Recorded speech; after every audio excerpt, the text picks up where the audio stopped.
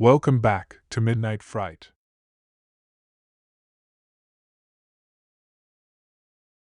I have lived in the same apartment for 4 years. My neighbors in the unit above me are a couple in their 30s who have lived there for about 3 years with no issues between us. During the past 6 months, I've noticed some changes in their behaviors.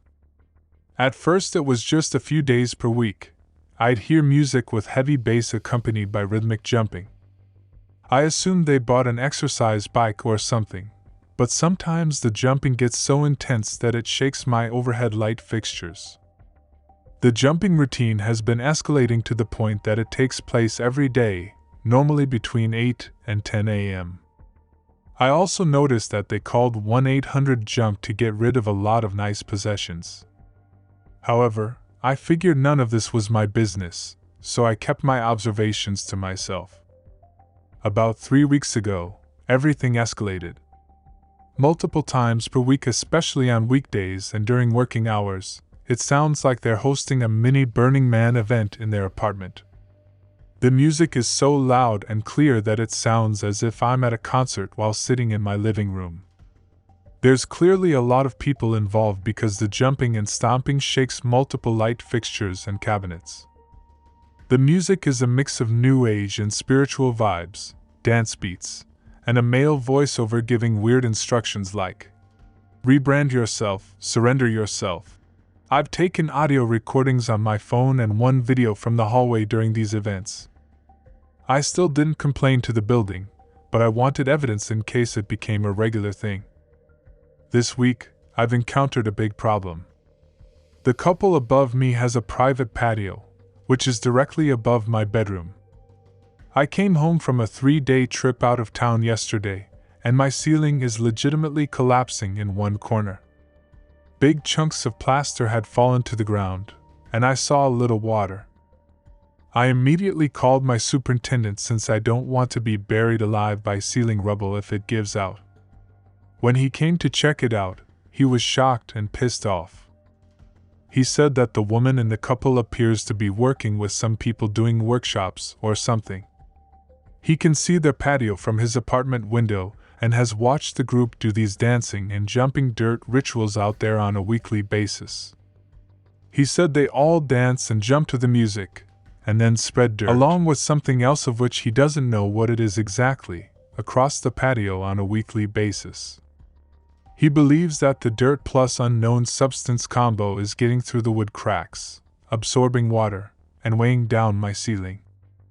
To fix the problem, my super said he had to go talk to the woman, check out their patio, and ultimately hire a contractor to pull up the wood, to scrape out whatever the hell is causing my ceiling to fall. I could hear them talking from my room, and the woman sounded distraught and defensive. When my super left, he called me and warned me that she might try to come down to my apartment and demand to see the damage, but not to let her in. This was a little concerning to me. Is she a threat? The damage is real. I wouldn't mind showing her. She started playing her music again relatively loud, kind of like a warning shot. I mentioned the music and jumping to the super and said I had audio recordings. He started begging me to send the evidence to the front office. It sounds like he wants them evicted. I said okay, sure, although I hate to be a rat, but if I have to choose sides, I'll side with the building that dictates my annual rent price. He called me twice more that afternoon to confirm that I shared my evidence, and I said yes. Shortly after everything went down, I left my apartment to run an errand. The woman was outside just standing on the sidewalk and stared at me the whole time as I walked by. I ignored her. Now today, I went to run another quick errand in the neighborhood. When I returned, the couple was again standing on the sidewalk, both of them this time. And they followed me into the building, and then waited until I was opening my apartment door to confront me. They were both wearing creepy fake smiles and started interrogating me. They asked, "Is your ceiling really collapsing? When did it start? Do you think it was related to the recent rainfall? Because our patio is just fine." I was a little uncomfortable. Were they waiting for me outside? How did they know I even left the building? Why were they both standing there? I've literally never seen them enter together in their 3 years of living here. But I have nothing to hide, so I confirmed the damage is pretty bad. They seemed satisfied enough, so I said have a good day and shut my door. I'm getting the sense that they're nervous about what the contractors will find when they tear open their patio. What is up with dirt rituals? Who are these people she's working with? I don't know what they look like, or why they're available to stomp around on weekdays. The repair work has started on both sides, but the contractors will come on Wednesday for the grand reveal of what's under the patio that's making my ceiling collapse. In the meantime, I feel like I need to be alert and keep my eyes out for these people, as well as the couple. It's unusual for me to see them in general, especially twice in 2 days. They seem scared and in denial of the problem. They also literally ambushed me. Hopefully it's over soon. The contractors came today and reported that there was, in fact, dirt and sludge visible below the neighbor's patio. However, thanks to the help of my internet sleuthing friend, I've gained a lot more insight into the realm that dwells above me. As one Redditor suggested, my neighbor is affiliated with multiple ecstatic dance communities, both international and local. The international group has planned events during which all cells of the organization host dance sessions simultaneously. It also has a YouTube channel that streams psytrance music 24/7. I listened to a portion of it, and a female voiceover declared, "You are becoming the game master." Meanwhile, the local groups seem to be more exclusive and more radical in their mindset. One of the local groups, hosted by my neighbor's good friend, conducts 3-day events that cost upwards of $400 for admission. Participation in all 3 days is mandatory. I get the impression they all sleep in the studio space, and the event description mentions that it begins with a ritual. The last and darkest affiliation that I've confirmed via social media footprints is that my neighbor and a few members of the local communities are also involved with some compassionate death groups. There's no way for me to verify at this time if these affiliations overlap in a meaningful way, so I will simply state the facts that I have evidence to prove. My super asked me about the jumping again when I saw him today, as he remains eager to act. He agreed with my new game plan to wait for another large event to happen, and then call him to check on my dishwasher so he can intervene. So for now, the ways in which the puzzle pieces of ecstatic dance, compassionate death, patio dirt rituals, and ceiling collapse connect will remain a mystery. We then receive an update from the original thread a couple of days later. It goes on to explain this. The couple has gone back to elusive mode since their confrontation on Friday. I haven't seen either of them, but I heard the woman talking on the phone while checking her mail.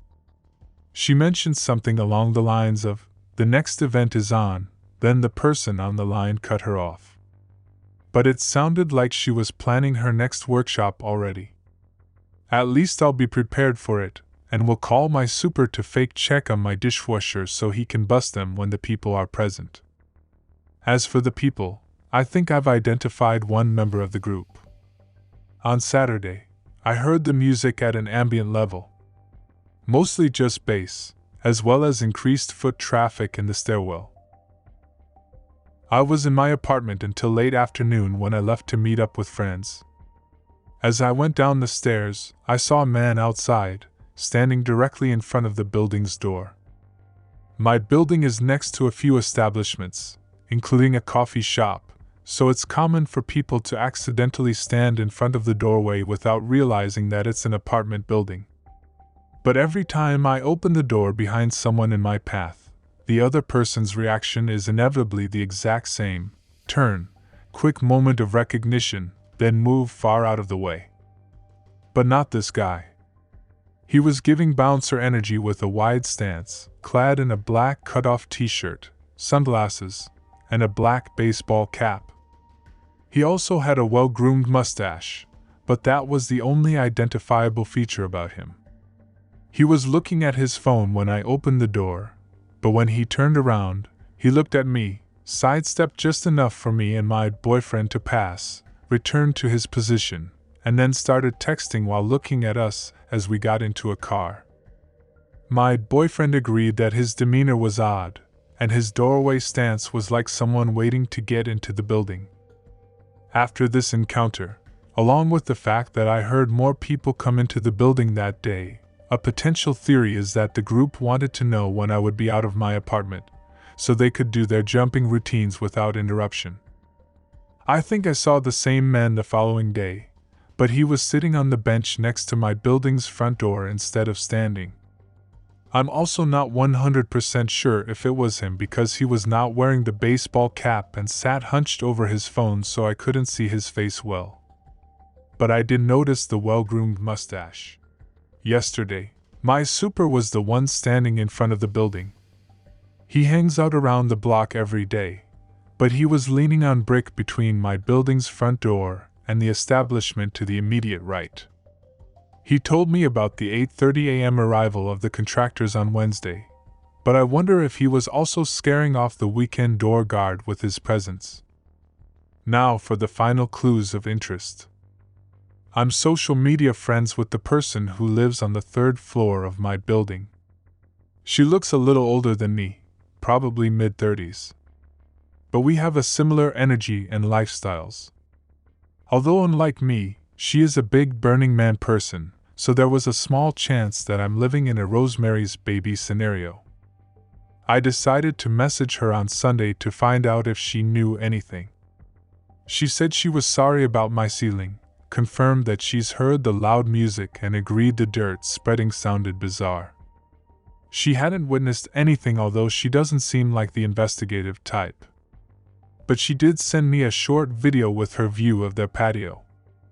While the patio's appearance was nondescript to an average viewer, there were a few strange things that stood out to me. On the day my super chipped off all my unstable ceiling plaster, I also heard a power drill and potentially a saw at work on the patio overhead. Of course, I assumed some preliminary work was taking place to prepare for the contractors, so I didn't think anything of it. In the video, there were a lot of plants all around the perimeter of the patio. The center of the patio was empty, while a wicker couch was positioned in the corner directly above my damaged site. Why this is weird? First, I used to be able to see an outdoor dining table, and at least 4 plastic chairs in the center area. Second, plants would potentially explain some of the dirt, but why was there a couch directly on top of the area where the ceiling was collapsing instead of plants? The couch was likely moved to that spot recently since it was allegedly rainfall that caused the water damage overload. A wicker couch would have shielded that entire area from excess water. Third, like I said, I swear I heard a power drill and saw on Friday afternoon, but from the video, all the wood planks looked intact. In fact, the entire patio looked undisturbed despite the fact that contractors are coming and will need a clear space. So, is it possible that they got started with the work early in the water damage area, and then covered up the hole with the couch? Maybe they wanted to clear some of the evidence. I haven't heard any sounds of moving objects such as the couch since I saw the video on Sunday, so I'm wondering what their game plan is for the contractors. I would expect them to at least move the plants, and the couch will ultimately have to move, since my super said they'll be tearing up the entire deck to make sure my ceiling is safe again. On Monday, my super came to replaster my bedroom ceiling. First, he said that my neighbor told the contractors she has a lot of plants because she makes bush medicines. She's also told him that dancing is a part of her professional practice as a healer for people who are in bereavement after the loss of a loved one. So my friend and I weren't far off when we made the connection between her ecstatic dance and compassionate death affiliations. I showed him new cracks in my living room ceiling that are growing in size and number by the day. He told me to send videos of the cracks to building management. But management suggested I start with a handwritten note by their door explaining how their behaviors are wreaking havoc on my life. Since the super was working in my apartment, I wrote a note in which I requested she reduce the volume of her music and be mindful of the intensity of her activities. I explained that the jumping or dancing was causing significant new cracks in my living room ceiling, and I offered for her to speak with me directly if needed. While I was reluctant to suggest this, I knew she might try another stalking trick if I didn't give her the option up front. So I sent the note. After 90 minutes, my super said he had to leave for an hour while the plaster dried, but he would be back soon.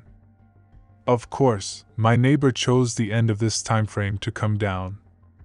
When I opened the door, she again had the biggest fake smile and said hi, then waved the note. First of all, she said, I want to thank you for your open communication. That is so important and so rare in our city. She admitted that she dances, which she has to do for her mental health. But she claimed that she only dances in the mornings for 30 to 60 minutes/90 minutes max. I knew she was lying, so I said that her actions are affecting my mental health. She followed up with a range of excuses, including that they have been in the process of rearranging furniture, unpacking boxes, and that they sometimes watch movies in the evening with their loudspeakers. I showed her the cracks that were immediately visible from the doorway area. She pointed to one and said, "See, we used to have one table over there, but now we have two due to the furniture rearranging. So maybe that's the reason. We also have cracks in our ceiling and we all have to share this space." I asked her about hosting any large events in the past month, which she flat out denied. She briefly mentioned that she does sessions, but didn't elaborate further. My neighbor said she would give me her phone number, go upstairs/lower the volume, then I should text to let her know if I could still hear it. Thankfully, my super came back while she was in the process of sharing her contact information. She immediately tensed up, quickly gave the number, and then scurried off. As she passed my super, she randomly blurted out saying, "We're best friends now," referring to me and her. My super and I are both very aware of the antics, so of course he didn't buy that manipulation tactic. I texted her that I couldn't hear the music now, to which she responded, "I am so glad to hear that. Thanks again for opening a line of communication. I'm always happy to chat. Hope you have a lovely day." In retrospect, I think she wasn't playing the music at all. I also felt like our conversation was riddled with gaslighting, misdirection, and flat-out lies. I was somewhat confused, but I know what I've been experiencing and have plenty of evidence to prove it. Within hours of our conversation, she started up the loud music and dancing as if nothing happened. I was furious. I took new audio recordings and immediately emailed building management with my new evidence, along with a photo of my note. I explained that my neighbor was kind, though somewhat misleading, and expressed interest in accommodating my requests. I also said her behaviors were continuing as normal, despite the false claims that she would take my experiences into account. The building manager said to keep her updated, but it was clear she assumed the situation would be resolved on its own. Nope. My neighbor continued with the incessant bass-heavy music plus jumping shenanigans the next day, and the day after. I continued to document everything. On Wednesday evening, I went out for a quick errand and again was a victim of the stalking tricks. She supposedly ran into me as I was entering the building, waited until I passed her on the stairwell, and then spoke up. She acknowledged that I've probably still been hearing her activities the past couple days, and that I will continue to hear them for the next few days, all due to rearranging furniture. She said the coffee table had been sold that day. I said yes, I've been hearing her loud and clear. Shortly after this in-person encounter, they went on to host a literal party. I heard people in the stairwell who seemed unfamiliar with whose apartment they were even visiting, and one guest introduced herself as a friend of someone else. While the music was much lower, the group began running back and forth overhead. Hearing these strange activities without the music was somewhat creepier than with the music. I took more recordings, then retreated to my bedroom. But of course, the group decided to migrate to their patio. By 10:30 p.m. I had enough. They were no longer dancing, but the group's chatter along with ethereal music was too much. So I decided to send her a text. I explained that I understand she has every right to host guests in her space, but I was perturbed by the way she had said to my face that any excess noise I might hear in the coming days was from rearranging furniture. I said I could hear music and conversations very clearly, as the noise filters through my AC unit. I also said to please let me know if they will be hosting events in the future so I'm not caught off guard. While my neighbor didn't respond that night, within minutes of my sending the message, the group began to sing the happy birthday song in the most somber way I've ever heard it sung. I was able to record the second half of it. They sang in a monotone, and there was no clapping, cheering, or any standard signs of merriment that occur after singing the song. The following afternoon, my neighbor sent me a wall of text in which she continued to lie. She said that the gathering was very small, so it didn't even cross her mind to let me know when she saw me earlier. She also said it was the first time they had hosted more than 2 people over this entire year. She said when she first saw my text, they lowered the music volume and told the friends to quiet down. So, she admitted that she saw my message, but made no mention of any birthday affair. As for the furniture rearranging, she explained that it's been part of a longer-term project, and added more lies like how they had just received a dining table and bookshelf they'd been waiting on for 8 months. Not only would I have seen such large packages in the stairwell, but also why share so much irrelevant information if being truthful. Finally, my neighbor said that they will be hosting 2 more events next week. Another small gathering of 4 friends, next Wednesday in honor of her partner's birthday, and a larger gathering on Friday, again for his birthday. Like I said, she made no mention of singing happy birthday the night before. Who would host 3 birthday parties over 2 weeks? It was all false. She followed up 5 minutes later with a second text that explained she was late to respond because she's been in back-to-back sessions. So, I finally had written evidence of her talking about these sessions. I didn't respond to the text. I refused to engage her or her partner any further. They continued to play music and stomp around that evening, but I had my BF and a friend over who heard everything, and validated to me that all of this is absolutely maddening. On Friday, I finally called my building manager to explain everything. She needed to understand that something very strange and potentially dangerous is going on above me. Thankfully, I was finally believed. It turns out my building had no idea that she was running some form of a business and hosting group events. The building manager said they would get the attorney involved ASAP to review their lease contract and pursue action. She asked for all my evidence, including written communications, a personal written account of verbal communications, audio recordings, and footage of ceiling damage. I made a Google folder that divided each category, dated every piece of evidence, and sent. I was so relieved. It felt like some form of action was finally in motion. I assumed the building attorney was working on a case against them over the weekend, so I ignored their relentless music and jumping. But on Sunday, my neighbors hosted yet another gathering since 11:30 a.m. I've been hearing heavy bass, sporadic jumping, and chatting on their patio for going on 7.5 hours now. While I've continued to collect my evidence, I decided to wait until tomorrow to check in with management. Around 5 p.m., I was quietly sitting on my couch when out of nowhere I heard the door open from above, someone jogged down, and then pounded on my front door. I didn't move a muscle.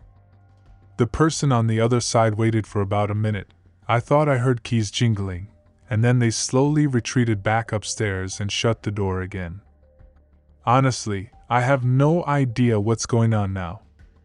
The music and jumping increased after the knocking incident, but I'm rattled by how I'm feeling watched when I'm minding my own business.